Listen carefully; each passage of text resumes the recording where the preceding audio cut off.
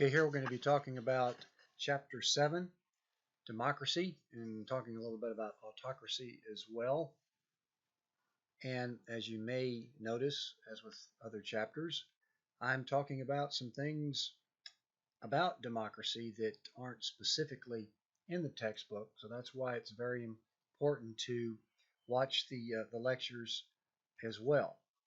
Now, we've already discussed democracy a little bit as far as what it means, rule by the people. And we've looked at that spectrum from democracy to autocracy. When we go looking back at the ancient Greek philosophy, Aristotle wrote that it ruled by many better than ruled by one. And what we have today is more of a constitutional republic. There's always been problems with pure democracy, as we've talked about before, where it could potentially lead to mob rule or the tyranny of a majority. But with any type of democratic system, what we see is that it's anchored in these democratic principles that we're going to be talking about, with the institutions that help shape behavior, and it's constantly evolving. And Winston Churchill, of course, talking about democracy, worst form of government, except for all of the others that have been tried. So that's why it's very complex. Now, we'll be talking more about democratic political culture in the next chapter. But we do know in a political democratic culture, we have a respect for the rule of law. That takes a long time to establish, and it has to be written form of laws such as our Constitution, and then the respect for that written law has to maintain itself over many generations, and that's where we develop part of our political culture is this respect for the rule of law. Also, democracies hold elections. Now, there are many cases where countries that aren't very free, they hold elections and claim to be democratic systems, but still have a long way to go. But clearly, holding elections is one of the fundamental elements of a democratic culture. Now, this concept right here is interesting as to what we call a democratic bargain. But what we have in a democratic or political culture is this tolerance between the subcultural elements. We have evolved together under this rule of law, under a representative system, and what could be called a democratic bargain has developed over time to where each group of these subcultural elements, whether it's interest groups, identity groups, ethnic groups, each of these groups accepts that it must abide by the end result and is able to get enough of it at once. It may actually be able to get more later. But this is very important, that is very much kind of taken for granted in a political culture, because we see in lots of countries out in the world, groups cannot get along. In fact, they can't even coexist, much less accept some end result in order to get some amount of this piece of the pie. Another element of a democratic culture is that elected officials have control over the military and the police force. We'll talk a little bit more about what are some of the problematic elements of military governments, military dictatorships, but that has been a long-standing democratic principle, that you have civilian control over the military. Another thing that is very difficult to define is this interdependence between state and civil society, or some form of balance between support for the government with a healthy skepticism of government, just to keep them held accountable, make sure that they don't get too powerful or corrupt.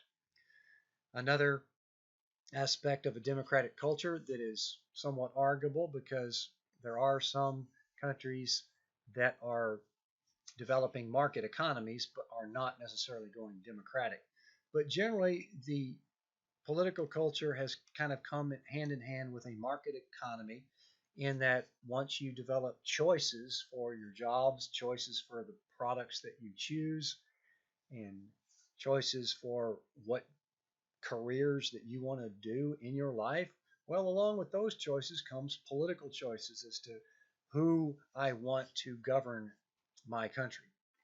And then also, the concept of education cannot be overstressed in a democratic culture because we allow for education, not propaganda filled information that maintains support for the government. So, not just learning your 3 R's, reading, writing, and arithmetic, but something that is very fundamental to a democratic culture that is no guarantee that it will stay there, but just interest in knowledge for its own sake. It keeps a society smarter, I suppose you could say, in order to make better decisions for the good of your society.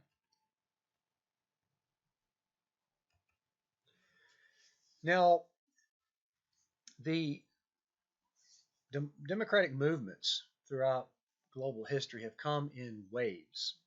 First wave was considered to have come after World War I. That was the world to make the world safe, or to make the world safe for democracy. After World War II, we had another wave of democratization.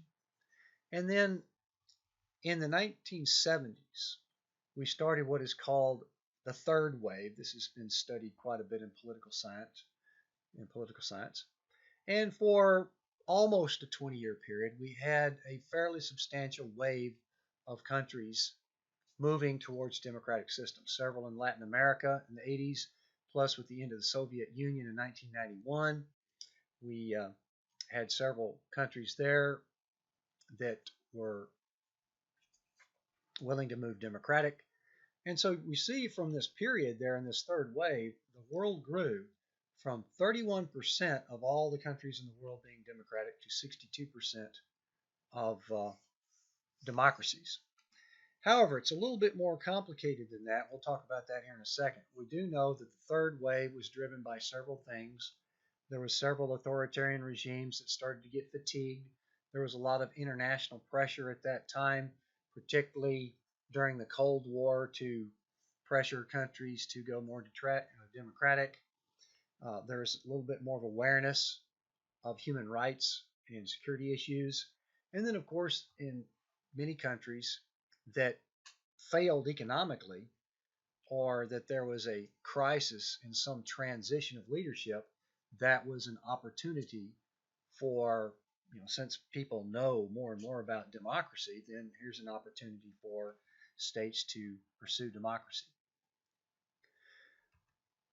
Now, after the third wave, this is interesting. There's been no net growth of democracies since the late 1990s. This is a very fascinating question as to why has there been a stagnation of more democracies.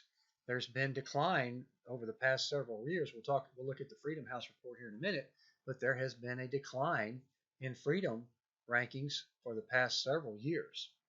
The recent Arab Spring uprisings that occurred in 2011 were inspired by a desire for democracy, but there was considerable instability in this transition.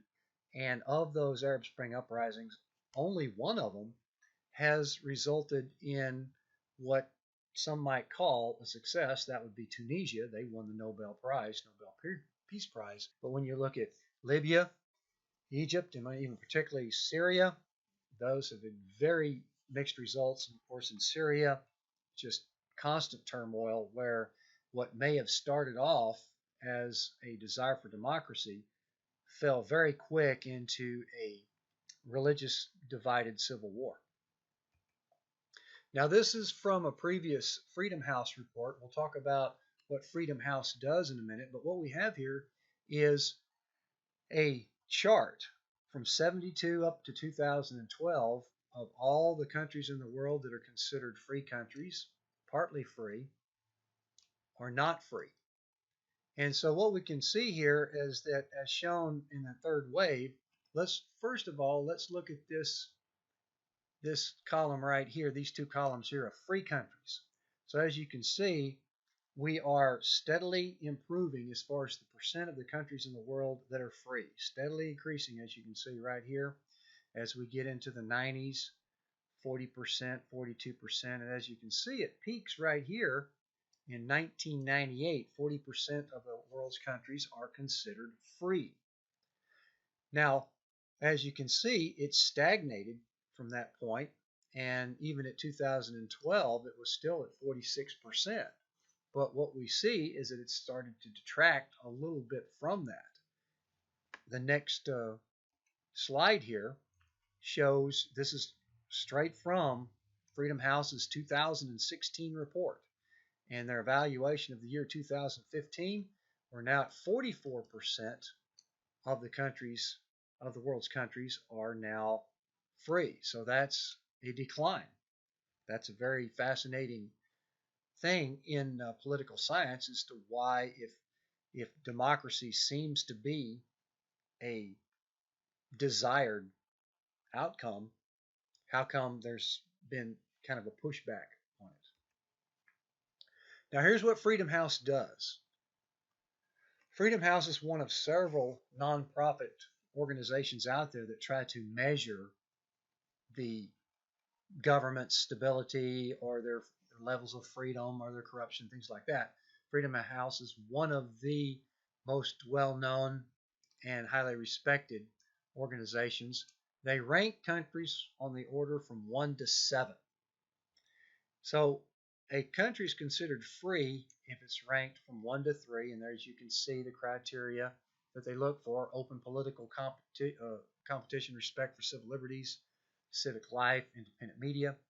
Now, partly free, this does include many democracies, but look at the negatives: limited respect for political rights and civil liberties, frequent corruption, weak rule of law, ethnic and religious strife, single party dominance. So even though a country may be ranked partly free from 3 to 5, you see still a lot of things still left to occur to get to a free ranking. Now, the countries that are ranked not free from 5 to 7, basic political rights are not there, basic civil liberties are systematically denied. So let's look at some of those. Here's a map that was taken right out of the recent report from Freedom House.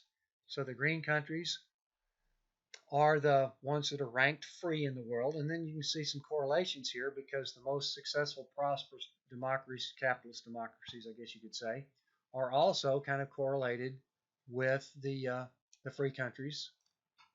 No big surprise there. We start seeing these same patterns. Partly free, we've got some in South America, and we've got several in Africa, several in Eastern Asia, and then as far as the countries ranked not free, quite a few in Africa, many in Asia. So that's the global list of countries right there. Freedom House also, in their latest report, puts out the worst of the worst countries. There's 50 countries in the world that are designated as not free, and these 12 here have the worst aggregate scores. And Syria, Tibet, Somalia, North Korea, Uzbekistan, all the way to Saudi Arabia, which is an ally of the United States, but has consistently been considered one of the least free countries in the world. So this is where it gets complicated. Now let's talk about the sustainability of democracy. Democracy is more difficult to sustain than an autocracy for several reasons. For one, the leaders are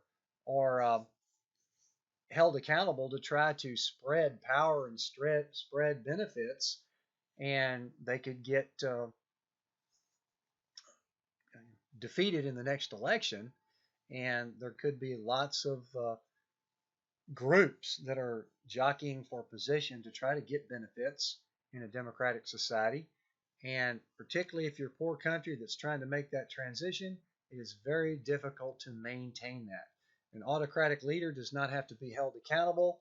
If the economy is terrible, it doesn't really matter to him. He's still in power and he can still hoard a lot of wealth.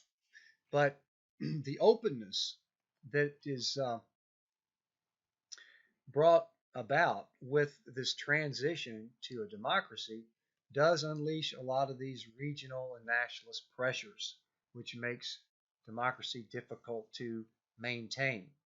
Now, we have seen that democracy is more likely when it's preceded over a period of time by a slow liberalization process, where that means freedoms are kind of incrementally allowed as a somewhat of a long-term strategy, and this may actually be in conjunction with opening up to a market economy as well. As you open up to a market economy, you start allowing more elections, a little bit more political competition, as well as economic competition. We've seen some examples there where South Korea and some of the Asian tigers we talked a little bit about before have been very successful in their transition. China, however, is going to be an interesting case study because they have been incrementally changing over to a market economy and shown dramatic progress and improvements, taking over 1 billion people out of poverty. And but they have also maintained their authoritarian political system, so it'll be interesting to see what kind of tensions that might create. Now, we also know that in order to sustain your democracy, there's been lots of studies on this, is if your economy doesn't improve in a reasonable amount of time, the system and the people, the most important thing here is that the people become dissatisfied with this new system. If their economy is not any better, my lot in life is not any better off than it was before, so what's the big deal about this democracy? Give me back a leader that tells me what to do and takes care of us, as we might even be seeing in Russia. But lots of studies on this. If the economy does not improve, you could backslide back to an authoritarian system. We do know that because capitalism and democracy do tend to kind of come together as a package deal, no guarantee of that, but we do see because of those equal systems of choice and freedoms that they have kind of come together. And as we see very clearly that the average gross domestic product, this is GDP per capita, is considerably higher than the average GDP per capita of a non-democracy. So you can significantly see the difference there between democracies in general.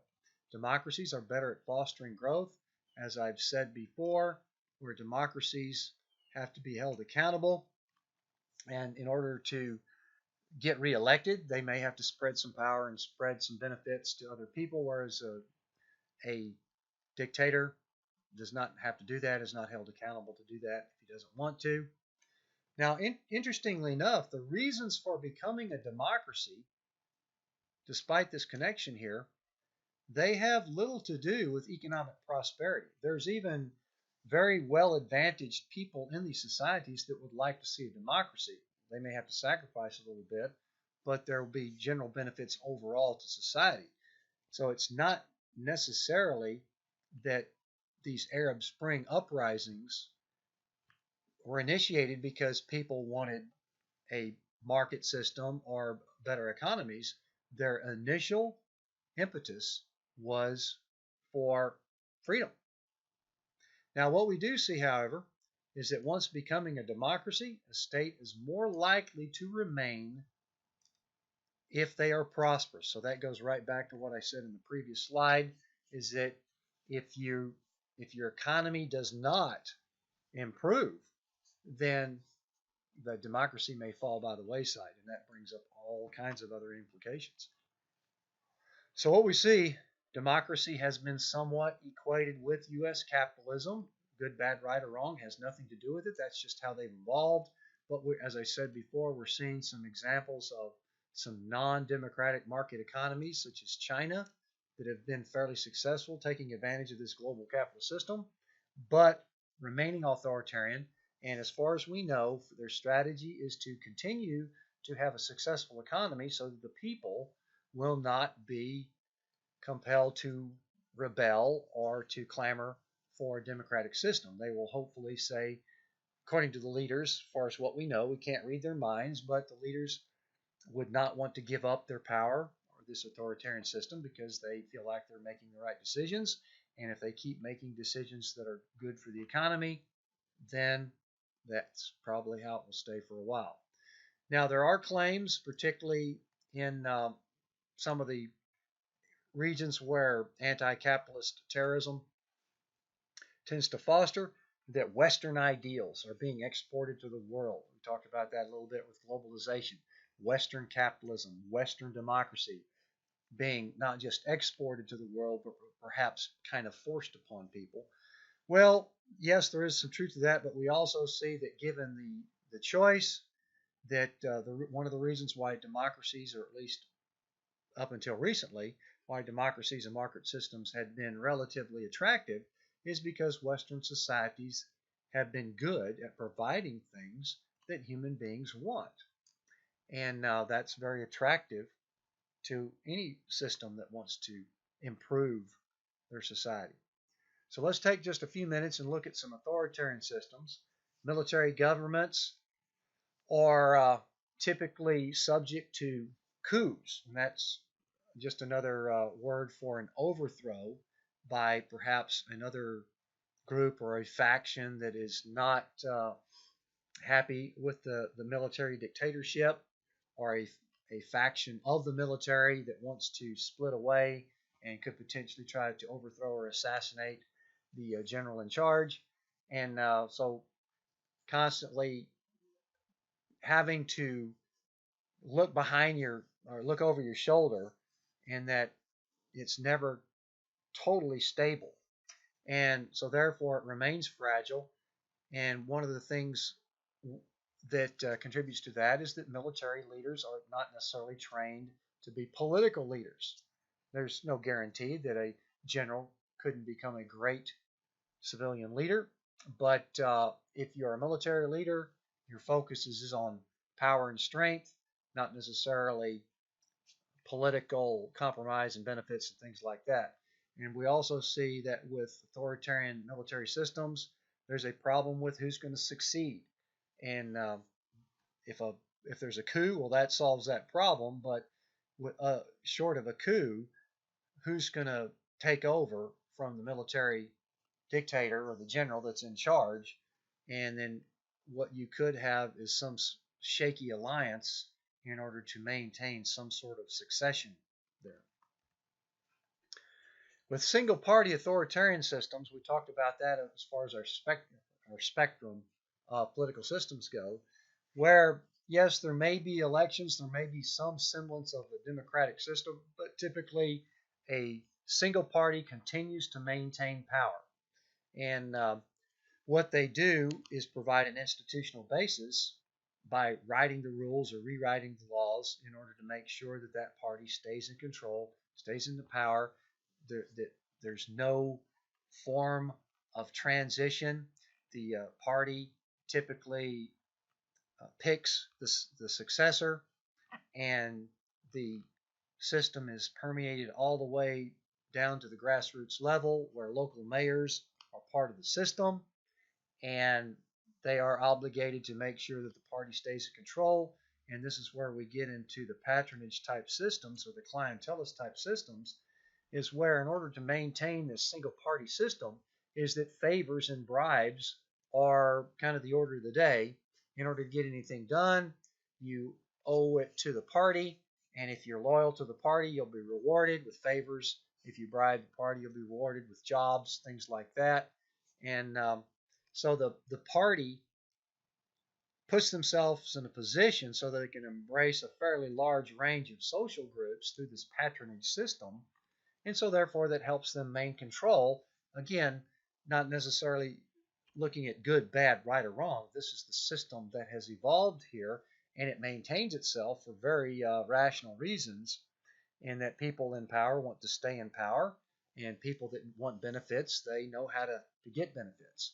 And so therefore it has a tendency to sustain itself. But then, of course, if there's a single party in control with no political competition, it could also become very powerful, very corrupt, and only beholden to those that are willing to support it. So lots of potential problems there.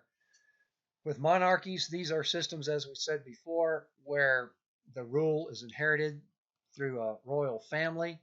In Saudi Arabia, a very prominent example there. We've also talked about theocracies where it's ruled by religious leaders. And more importantly, a rule by a religious doctrine is typically the constitution or the framework of its legal system is buttressed or literally a function of that religious doctrine. And so what we see here is some potential controversies in that in Islamic regions to where there are movements to push for a theocracy so that the entire society would be ruled by this religious faith, which could provide lots of unity for that group of people. But what we've seen, it's also caused a lot of conflict. Now, we do know that Iran is a good example of this theocracy to where the imams rule under Islamic law, and there could be over time some conflict with a growing civil society that may show some resistance to that. And even though there is a president that's elected, he is still under the control of the religious leaders.